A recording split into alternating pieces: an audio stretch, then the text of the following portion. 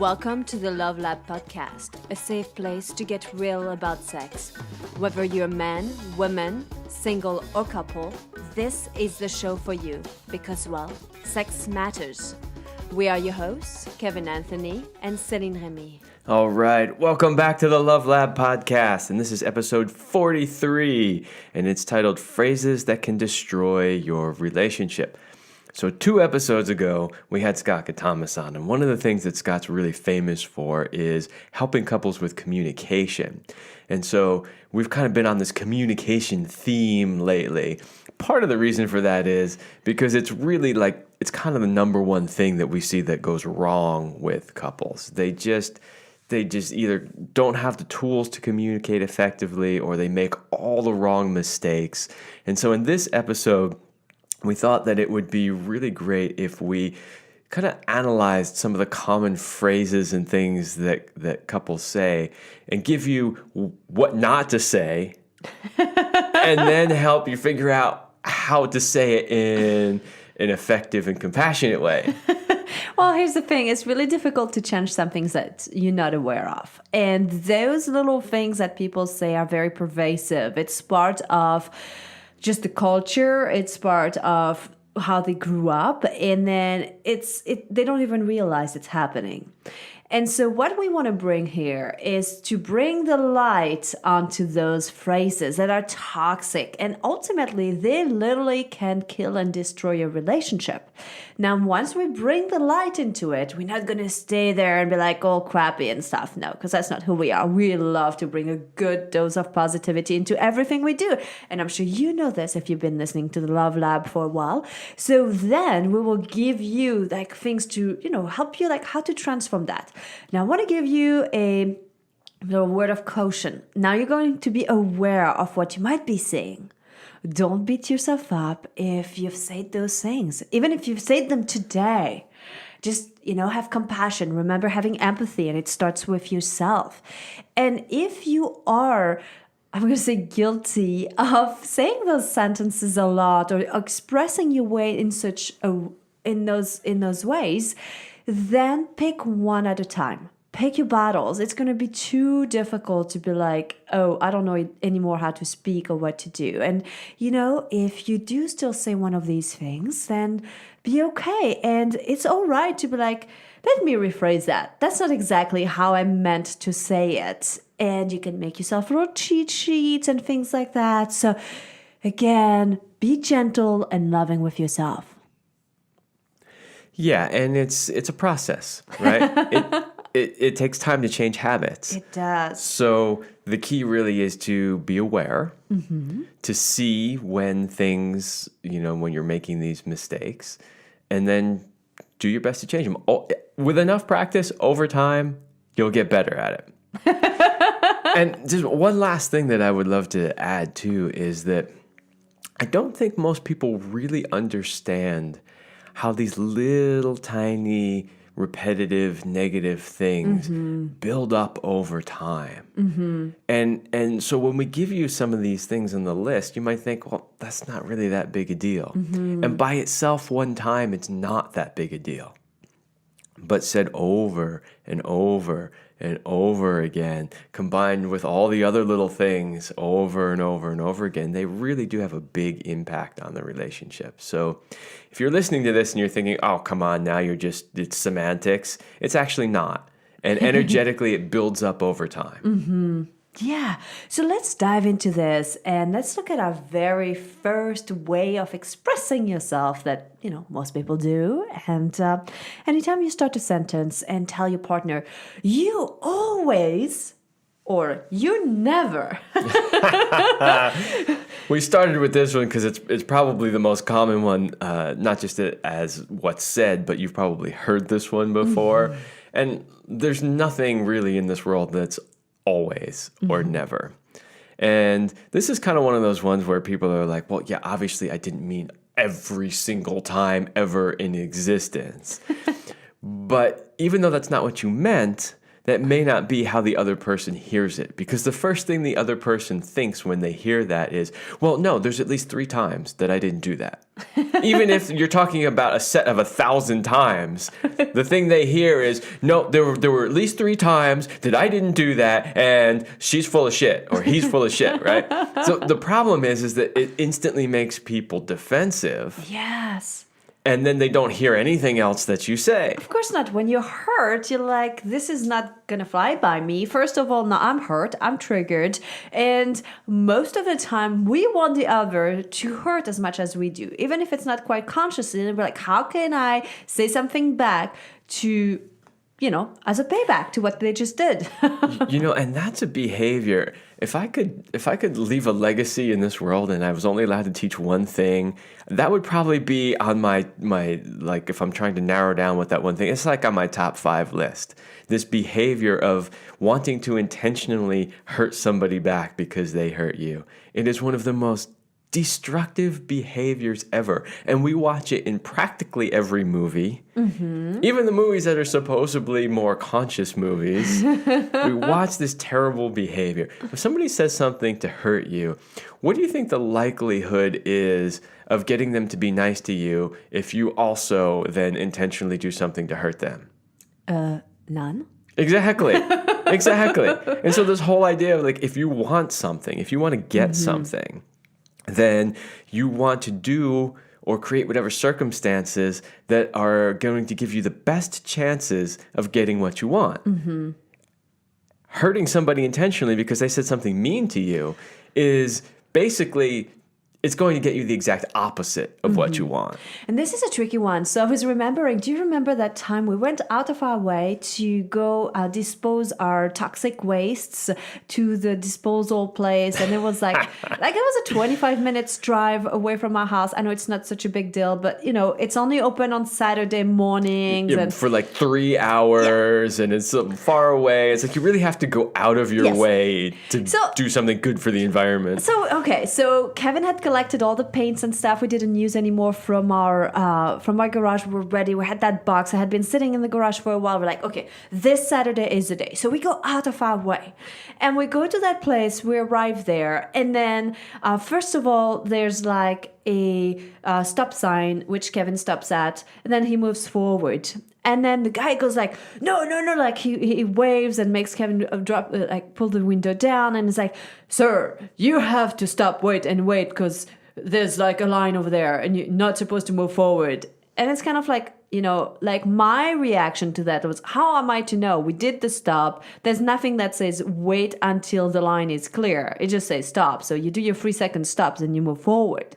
And so that's the first trigger. And I'm kind of like already boiling. Kevin's super polite, pulls back. And then by the time the guy finishes, actually, we don't even have to pull back because the one that was in front is already gone. So we move forward.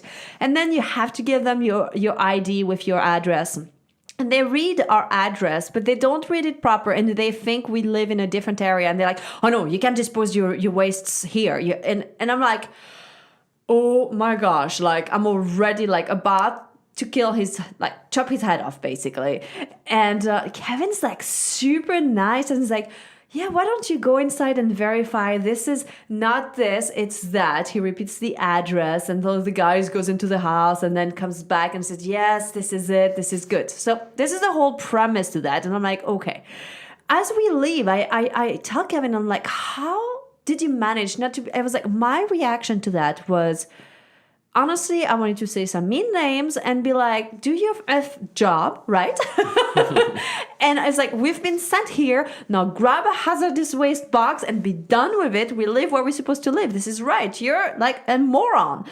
And that's when Kevin told me, like, go ahead. Because I'm like... Well, I don't remember the exact words I said, but the basic gist of it was that we had a certain outcome that we wanted. Mm-hmm. And the outcome that we wanted was we drove all the way over here. We saved up all this stuff. We wanted to do something good for the environment. And the outcome that we wanted was we wanted them to take that stuff. We were not leaving that facility with that box of stuff. It was staying behind. And so, I just had to do what I thought was going to give me the best outcome of that. Mm-hmm. So we had some very low-level workers who were very much power tripping on the rules and the procedures and all this stuff. And rather than getting in their face and letting them know how ignorant they are and that they are absolutely 100% wrong, that wouldn't have gotten us anywhere. Yeah. So instead, I just had to let them do their little ego power trip. Let them, force the rules and just politely make sure that you guide them in the direction that you know that they need to go. Yes. And then we got what we wanted. So, and that's really what you did. That's what I learned from there. Was like you guide the people where you want in the direction you want to go. So when you're saying you always or you never, is that really the direction you want to go? Or are you trying to say, hey, for the past 2 weeks, you've been short with me. And maybe yes, because, maybe that person is under a lot of stress at work or the kids or whatever it is. But don't make it, you always are short with me. Just put it really put it as it is. It was in the first 2 weeks. Yeah, well, it's good to quantify it a little bit better rather than just always or never. But the other thing is to keep it relevant into the now or the near now. In other words, if you've been together for 5 years and you say you always, now you're implying that this has been happening the entire 5 years that you're together. Now, the problem with that is the person on the other end probably isn't going to remember anything more than maybe a couple of months. Maybe if they have an amazing memory, they remember doing this a year ago. But they're not going to remember it. So right away, it triggers them as, no, this can't possibly be true. So just keep it into the relevant time frame, the more immediate time frame where as Celine said, hey, for the last 2 weeks, I've noticed that you've been short with me. Mm-hmm. Rather than you're always short with me. Exactly. And then, you can always start a sentence with, wow, I'm hurt, or I'm sad, I'm angry, I'm disappointed. Like, own something. Like, don't start your sentence by you. Because when you point a finger at somebody, there's basically 3 fingers pointing back at you. So, yes. All right, let's move on to the next one. The next one is another big one. Mm-hmm. I told you so. I told you so. Look, everybody's right at certain times and everybody's wrong at certain times. And when you're the one that's wrong, the last thing you want to hear from the other person is, I told you so. Yeah, but I want to share something too about our relationship is... In our relationship, I've been okay with saying, wow, you were right. And I tell you this actually quite often, which implies that I was wrong. But I'm just changing it, not saying I was wrong. I'm saying you're right. Yeah, but here's the beauty in that. Let me tell you why that works so well. Is because we all want validation when we're right. Mm-hmm. We just do, Mm-hmm. Some want more than others. But we all like to be acknowledged when we were correct. Mm-hmm. Now, if the other person never actually acknowledges you when you're correct, you have this burning desire to say, I told you so. But when you are correct and the other person says, you know what, you were absolutely right. Thank you so much. You don't have that desire anymore. I'm just realizing this now as we're having this conversation. I never say I told you so. No. But I also never have the desire to say I told you so. It's not like I'm sort of biting my tongue because I don't really want to say it because I want to keep our communications, happy and positive. I don't even think about it. Because when those situations arise, what you usually say to me is, oh, wow, yeah, you were totally right. Yeah, and usually I end up with a thank you. So that's a way to turn this into an appreciation. So if you constantly appreciate each other and acknowledge when somebody takes a good step and a good action, you don't need to get to that place of I told you so. It doesn't build up to that. And let's be honest, we all make mistakes. Okay? We're human beings. And I'm sure sometimes you're watching your partner do something silly and you're like, I told you so, or whatever, I've told you this 3 times. But sometimes we just need to learn our own lesson. And it is your job as your significant other, sometimes does something again and again to just be like, I love you. And I accept you all the way that you are in all the different ways. And that's it. Yes. All right. We've got a bunch more on our list. Okay. And I want to get to one that I've personally experienced quite a lot. And I know a lot of other people have too. And it might not be one that you've seen on other lists. And it is ultimatums. If this doesn't happen by X, then Y. right? And so I've personally experienced this in relationships where I had a partner said, if we're not married by a certain date, then I'm out of here. Or if we're not living together by a certain date, I'm out of here. Or if you don't do this by then blah, blah, blah. Ultimatums are never good. No. One, they put a ton of pressure on the other person. But two, it's basically going to instantly trigger them. Yes. And so if we look at the dynamic of the masculine feminine dynamic here, this is such an important lesson for all the women listening here. I know sometimes we want something to happen, and sometimes we are the one who do want to move the relationship forward a little bit faster. We might be the one who want to move in or get married or have kids before our man is ready.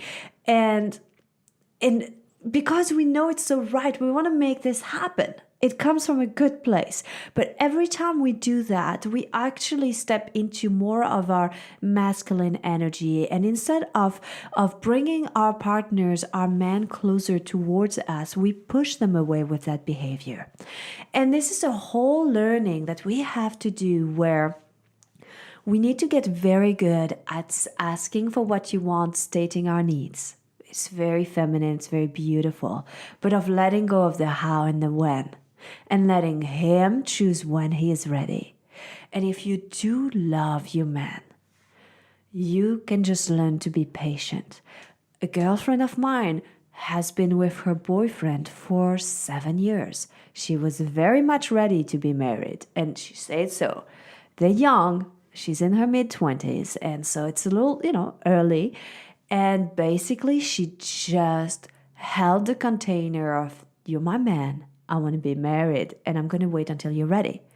And he did. He did get there on his own. So she didn't pressure him into that. And I think that's why now the whole engagement is going well for them and that they're having so much fun with it. Yeah, and the thing is, if you want a certain outcome and that outcome isn't happening, there's probably some sort of a reason that it's not happening.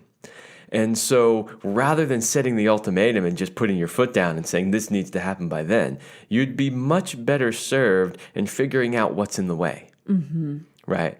So like from my own personal experience, when I was confronted with those ultimatums, I said it has nothing to do with time frames for me. I said, I don't care how long it's been. It could be a month, it could be 10 years. What's important to me is where are we at in our relationship? Because it's not about living together, it's not about getting married, it's about what are we co-creating and where are we at? Are we at a place where it's actually the right thing and the right time for us or not? So had she at that time, brought the subject to me in that way, it would have been very different than simply laying down an ultimatum. So get at what's underneath it. Yes, and speak up your needs, because in that conversation, you were able to say, this is what I need for us to be able to move in together. And you laid down the things. I wrote a whole list. Okay, there you go. And then the person could choose. Because then that can also be a very good conversation to realize that you both are moving into different directions and what you want may not be the same, and that the relationship might be better off like if you don't stay together. So get clear on what's underneath it rather than being stuck with the ultimatum. Oh, you just gave us a segue into the next one. All right. Yes, you might have said that one. I know I did in my younger years. Maybe we should just break up. Sorry, I have to laugh when I hear this one. That is so bad. Underneath you and then oftentimes say, oh, I didn't mean it. Too late. Too late. The person heard the words. We have witnessed this, and I have experienced this personally multiple times throughout my life. You have an argument or a disagreement about something, or something isn't quite the way you want it to be, and the default reaction is, well, then maybe we should just break up. Yeah. That is basically like sticking a dagger in the heart of your relationship. Wow, I felt that one. And here's the thing. I mean, is it really what you truly think underneath, and then you just don't know how to express yourself and you're blurting it out? But if it's not, why would you even go there? Why would you start to open the door? And my bigger question is, are you really fully in to that relationship. And because what I've noticed is people who say, well, maybe we should just break up, or maybe this is not working out, we should start dating other people. They have not committed to the whole relationship 100%. So they have one foot in, one foot out. And there's the projection onto the others, and that gives them the excuse of having that one foot in, one foot out. And so I invite you, if you have said that, if you find yourself in that situation, to take a really good, honest look at where you are. Are you 2 feet standing facing your partner? Are you fully in? Or are you in between? Mm-hmm. And then honestly, don't say it unless you mean it. And it could be like, hey, here's something to say. If you want to say, maybe we should just break up. Just say, I can't do this anymore. I need a break. Give me an hour. Because that's really probably what you need. Yeah. I agree with all that, and I think a lot of times when that is said, it is also said because they just want to hurt the other person, because they know if they threaten to break up, it's going to really hurt the other person. So as we talked about at the very beginning of this podcast, don't ever say things just to hurt somebody. No. We'll just repeat that one more time. Okay, number 5. I'm sorry, but... Keep your butt away from my face. Well, okay, so people are thinking, all right, well, what's wrong with that? Because sometimes you are sorry and you still need to express something. The problem is that when you say, I'm sorry, but, anything that comes after the but completely obscures anything that came before the but. This is actually like classic NLP right here. If you've ever taken any neurolinguistic programming, they talk about this stuff too. They're not going. By the time you get done with whatever came after the but, they're not even going to hear. They don't even remember what you said before the but, which means the I'm sorry is lost. So keep your I'm sorry as I'm sorry, and own it. I'm sorry. I stepped on your toes. I'm sorry I interrupted you. Give it a pause. Be okay to be in the uncomfortable. Because oftentimes you put the but because it's so uncomfortable. You have to acknowledge that you hurt your partner and it probably was not on purpose. And so saying this, I'm sorry, or forgive me, I apologize, I was a douche. And get the chance to say yes and thank you. Yeah. And then when you attempt to explain why, don't say, but it's because, just say, well, I had this need, or I felt hurt, or I felt this, or, start take some ownership responsibility for it, Yes, I was so stressed. I'm sorry I let it go so bad. Yeah. And I'll do better in the future. Now, here's one that is a classic one in the dynamic that you see. So you're at home and then things didn't get done. And so you go to your partner and you get, I told you to insert whatever it was. Wash the car, dry the dishes, put the laundry away, whatever. Pick up the kids. Uh-huh. Yes, get some milk. Like, I told you to. Like, this is so patronizing. This is like going back into the dynamic of child parents, which is not serving your relationship and your like polarity and your like great sex dynamic. It puts you into mother-child or father-child, and it's not healthy in that sense. And nobody wants to hear that. Hey, here's the thing. I know when I fell short. I know when I didn't do what I said I was going to do, or like, and I beat myself up enough. I really don't need Kevin to like add a sugar coating on it and a cherry on top, because I'm doing a really good job on my own. So I'm pretty sure that most people are like that. We are masters at like beating ourselves up. And there's so many better ways to say it, right? So if it's they didn't take out the trash, rather than saying, I told you to take out the trash. Why didn't you take out the trash? You could say something more along the lines of, hey, remember the trash needs to be taken out. Exactly.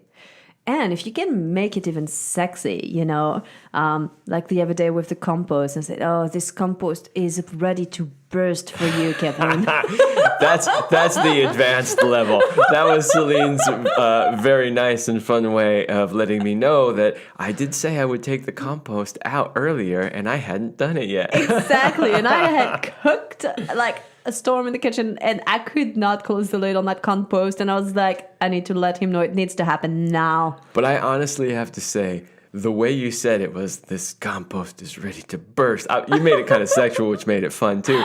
But we both laughed about it, and I was like, oh yeah, right. And then I went and I took if you had said, I told you to take out the compost, now it's overflowing, I would have instantly been pissed off. Instantly. So remember that. Exactly. Be irresistible. All right, next one on the list. This is another one that we hear a lot. Somebody, two people get into an argument, they're not agreeing, and then finally one of them says, "Do whatever you want, I don't care." Yeah, right. Yes, you do care. If you didn't care, you wouldn't be so damn upset about it. Let's be honest. The only time you can say whatever you want, my love, is in that tone. Where it's like, I trust you, I respect you, just do your thing. You hear the difference, whatever you want, my love.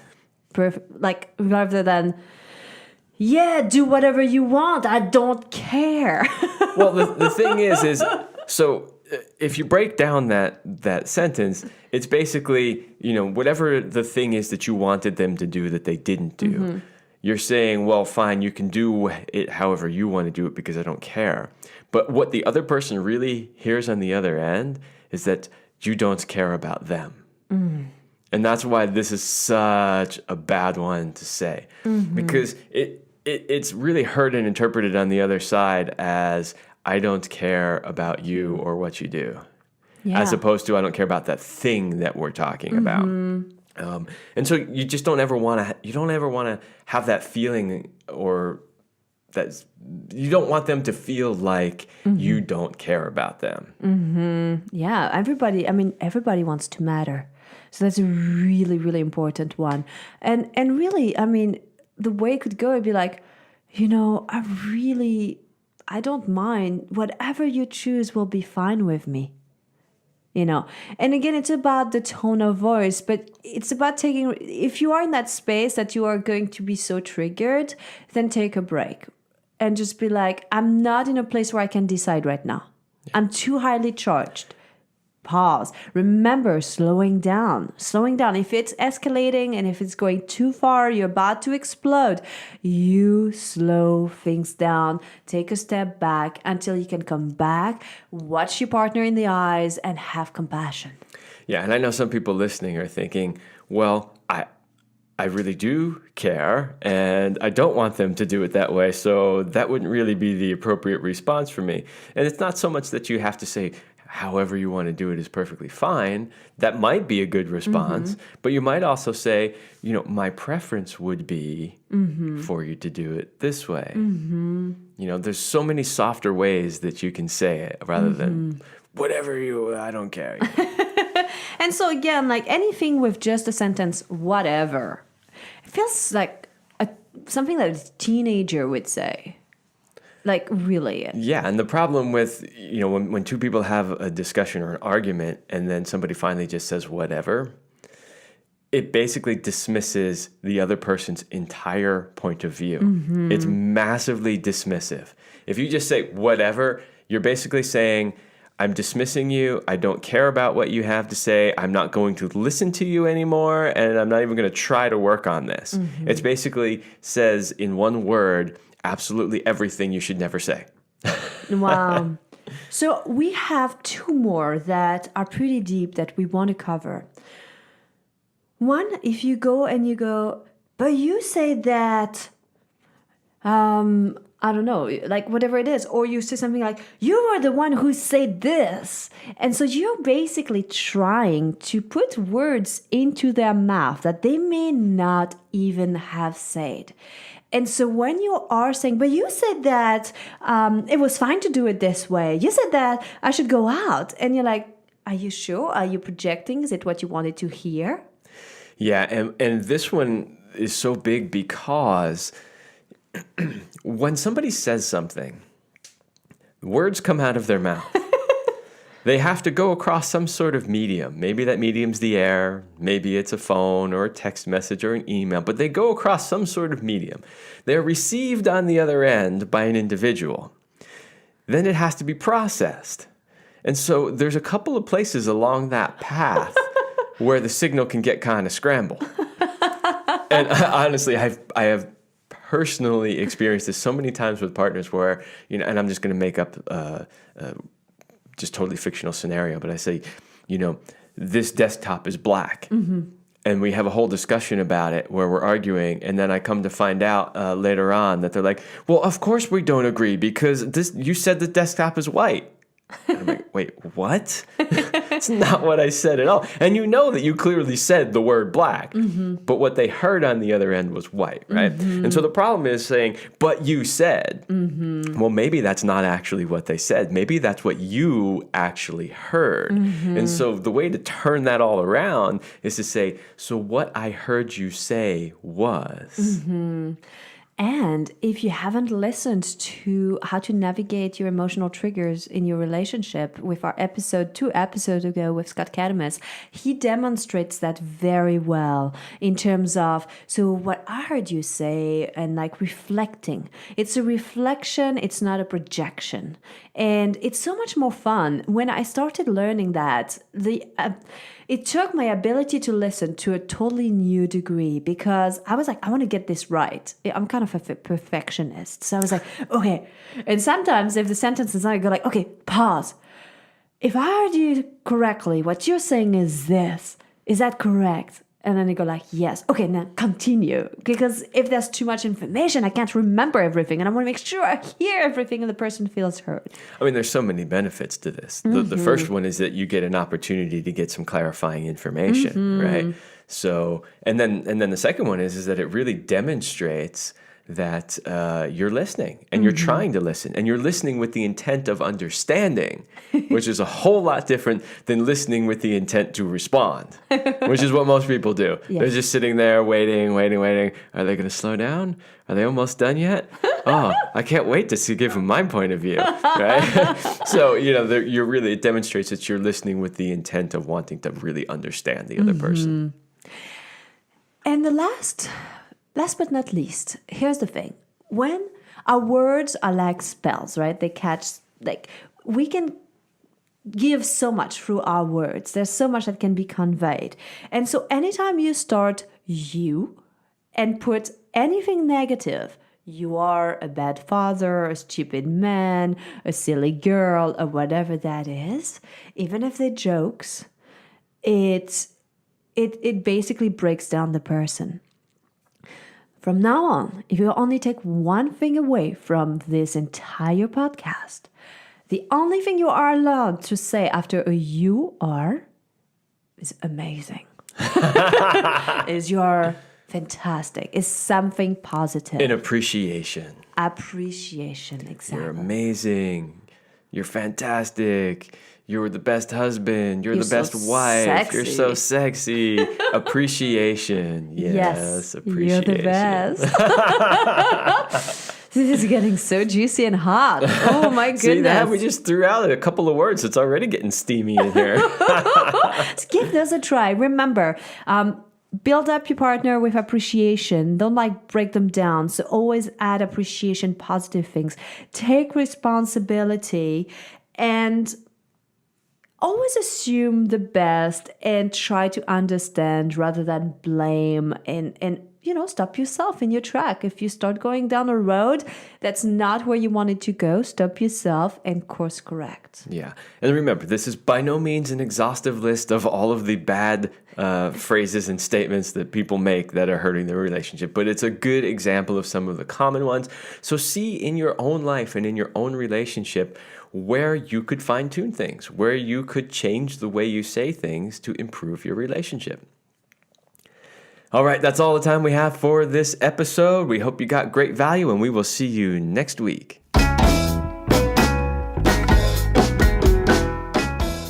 We hope you liked this episode of the Love Lab podcast. If you enjoyed this show, leave a comment and share it with your friends. And if you want more, we have an entire digital library with the best sex tips and relationship advice at CelineRemy.com. That's CelineRemy.com. So join us in the Sex Vault to continue this adventure. Thanks for listening. And remember, you're amazing.